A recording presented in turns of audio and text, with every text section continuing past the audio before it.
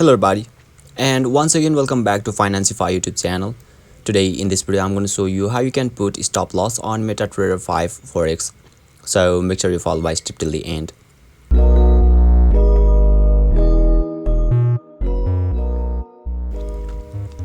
First thing first, I assume that you have already downloaded the MetaTrader 5 app, and now once you open it, and make sure you are already logged in as well.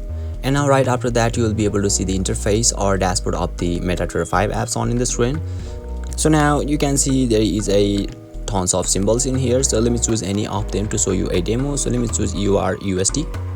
So you can see there is a trade and chart option in here. So let me choose chart because you can choose any of them, trade or chart, the process can be same.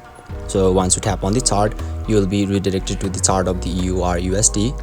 So let's say I assume that you have already took the trade like I did. So you can see there is a buy in here in the chart. So once you do that, once you complete the trade or take the position, just tap on the chart which is at the trade which is at the bottom of this chart.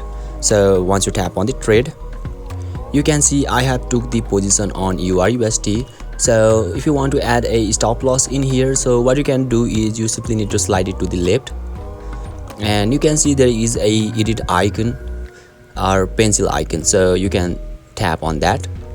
And finally you can see there is stop loss and take profit, so you simply need to adjust or enter the stop loss here. So once you set the stop loss, simply tap on the modify, and you'll be able to set stop loss on your MetaTrader 5 Forex successfully. So basically this is how you can put stop loss on MetaTrader 5. And if you still encounter any issue during this process, feel free to leave a comment and I'll be happy to assist you. If you found this video helpful, please give it a thumbs up, and if you are new to this channel, make sure to hit the subscribe button and set the bell icon to on so that you can stay updated with our latest content. Thank you for watching, and I'll see you next time.